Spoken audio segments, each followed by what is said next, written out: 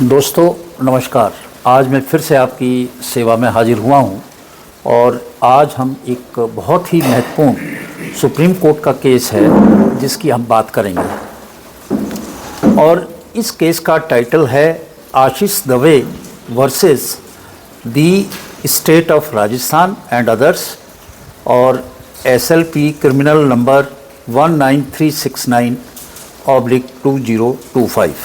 और supreme court की जो बेंच थी वो थी ऑनरेबल जस्टिस विक्रमनाथ और जस्टिस संदीप मेहता साहब की बेंच, जिसने ये महत्वपूर्ण बात इसमें कही। तो इसमें एक सेक्शन है 173(3) BNSS में, भारतीय नागरिक सुरक्षा संहिता में।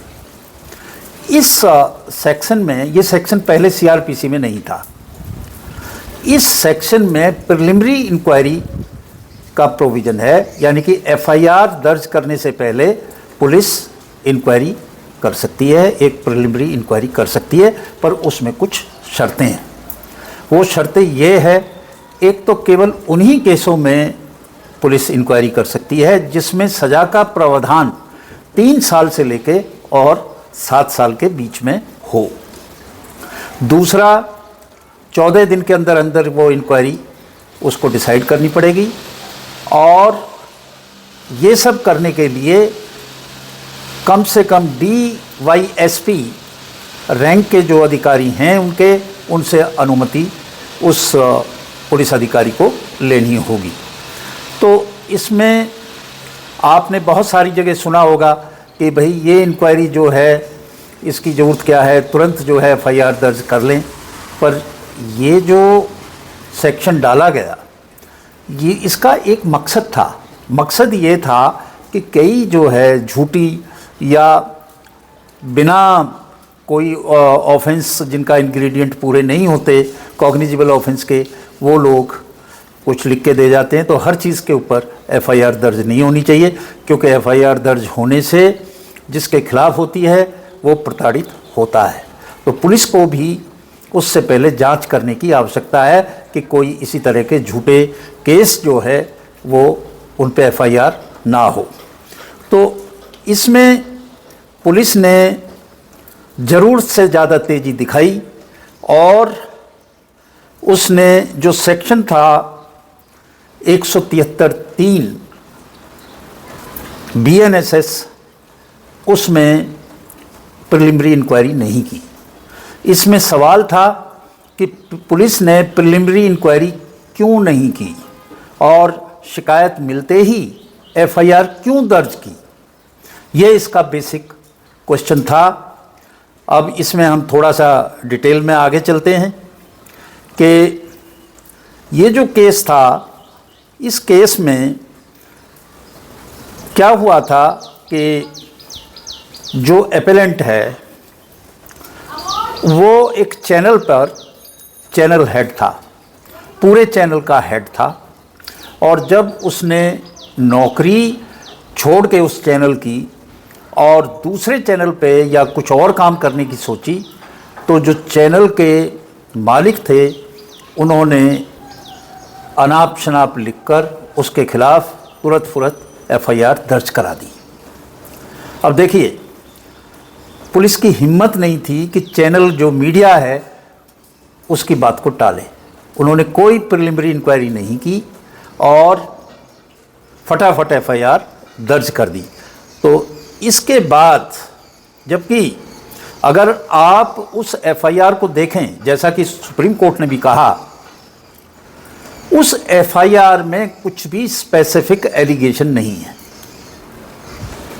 एलिगेशन है उसके ऊपर कि ये व्यक्ति लोगों को थ्रेट करके पैसे बनाता था और कहता था कि मैं तुम्हारे खिलाफ अपने इस चैनल पे ये न्यूज़ चला दूंगा वरना आप मुझे पैसे दें। और इस तरह से वो पैसे इकट्ठे करता था। एलिगेशन लगा दिया, जनरल है, पर इसमें एक भी स्पेसिफिक इंसिडेंट मेंशन नहीं है कि भाई इस बात से कौन पीड़ित है, कौन एक व्यक्ति पीड़ित है। आपने जनरल एलिगेशंस लगाए, स्पेसिफिक नहीं है, स्पेसिफिक डिटेल्स नहीं है, जो एकदम गलत है। अगर किसी ने ऑफेंस किया तो स्पेसिफिक बताओ कि उस आदमी का ये चैनल पे नाम लेने की इसने बात कही और उससे पैसे लिए। आपने किसी का नाम भी नहीं दिया और उसको ये कह दिया, तो कुछ भी स्पेसिफिक नहीं है। और जितने ऑफेंस उसमें लगाए गए, जो पुराने 420, 468, 471 वगैरह होते थे, तो अब वो जो सेक्शन थे 308 2 था, 318 4 था और 351 2 था बीएनएस का, जो कि पहले होते थे 384, 420, 506 आईपीसी के जो सेक्शन जो पहले थे।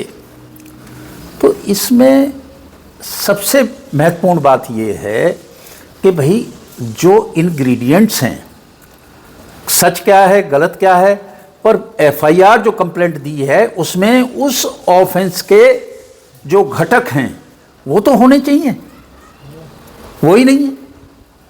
और पुलिस ने तुरंत उसी दिन एफआईआर की कंप्लेंट दी और उसी दिन एफआईआर कर दी। तो ये सब तो बड़ा जल्दबाजी में किया। अब इसके बाद में देखिए असर क्या होता है, उसको समझने की ज़रूरत है। एक कोई आम आदमी जाता और एफआईआर दर्ज कराने के लिए ये चीज़ देती तो शायद संभवतः उसकी एफआईआर दर्ज इस तरह से नहीं होती। सही तरीका क्या था, जो सुप्रीम कोर्ट ने कहा कि ये सारे इसके जो ऑफेंस हैं वो 3 से लेकर 7 साल की सजा के बीच के हैं। तो सबसे पहले उसकी प्रिलिमिनरी इंक्वायरी, प्रारंभिक जांच करने का जब अधिकार दिया हुआ है कानून में, बीएनएसएस में, तो वो जो है प्रिलिमिनरी इंक्वायरी करते, पता करते कि जो बात कही है भाई स्पेसिफिक है नहीं, तो हम कैसे दर्ज करें, कॉग्निजेबल ऑफेंस के इंग्रेडिएंट्स पूरे नहीं हो रहे हैं। तो एफआईआर दर्ज हुई।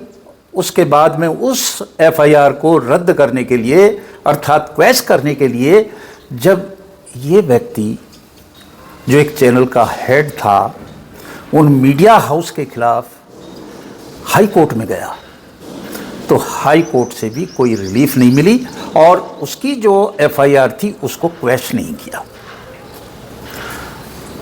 तो फिर वो सुप्रीम कोर्ट में आया। सुप्रीम कोर्ट ने देखा सारा माजरा, तो सुप्रीम कोर्ट ने इस बात को बहुत सीरियसली लिया और कहा कि जो जयपुर हाई कोर्ट ने किया है वो बिल्कुल गलत किया है। पुलिस ने गलत किया और जयपुर हाई कोर्ट ने गलत किया। दोनों का ही गलत उसमें है कि जब कोई भी पर्टिकुलर्स नहीं है, कोई भी स्पेसिफिक चीज़ नहीं है, तो ऐसा क्यों किया। और एक भी कंप्लेनेंट कहीं से भी, जो कंप्लेनेंट तो ये थे, एक भी पीड़ित को कहीं से नहीं लाया कि किसी के साथ एक भी इंसिडेंट की बात नहीं करी। तो इस तरह से उन्होंने ना तो उसका बुनियादी सत्यापन जो कंप्लेंट का करना चाहिए था वो किया, और तुरंत फुरत में जो प्रभाव था मीडिया हाउस का, वो बड़ा मीडिया हाउस है, और इन्होंने एफआईआर दर्ज कर दी और हाई कोर्ट ने भी आगे ये काम कर दिया, उसको क्वैश करने से मना कर दिया। सुप्रीम कोर्ट कहता है कि भाई हम तो ये दिख रहा है हमें तो कि अगर एक आम नागरिक होता जो इस तरह के अस्पष्ट आरोपों वाली शिकायत के साथ पुलिस के संपर्क में आता तो एफआईआर कभी भी दर्ज ना होती। उन्होंने कहा कि जो तत्परता दिखाई है पुलिस ने वो संदेहास्पद है, उसमें बू आ रही है किसी के बड़े घराने के प्रभाव की। तो उन्होंने स्पष्ट कहा कि भैया 173(3) जो सेक्शन है बीएनएसएस का, वो इसीलिए है कि इस तरह की जो अस्पष्ट चीज़ें आती हैं जिनमें कोई स्पेसिफिक नहीं है, कंटेंट कुछ नहीं है, इंग्रेडिएंट्स कुछ नहीं है, स्पेसिफिक कोई डिटेल्स नहीं है, उनके ऊपर एफआईआर दर्ज ना किया जाए। ये सेक्शन आपकी मर्जी का नहीं है कि आप किसी पे लगाएं और किसी पे ना लगाएं। ये भारत में सबको समान अधिकार प्राप्त हैं, न्याय में सबको समान अधिकार प्राप्त हैं। इसको देखते हुए सुप्रीम कोर्ट ने जो एफआईआर थी उसको क्वैश किया, रद्द कर दिया और उसके जो भी परिणाम थे, उस एफआईआर की वजह से जो भी पुलिस की कार्रवाई हुई उसको भी रद्द कर दिया और हिदायत दी कि भैया ये सेक्शन किसी स्पेसिफिक मकसद के लिए है, उसका इस्तेमाल आप करें।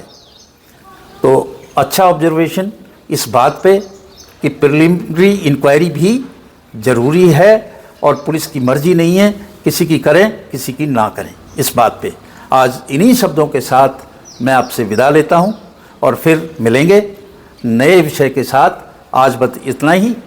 नमस्कार।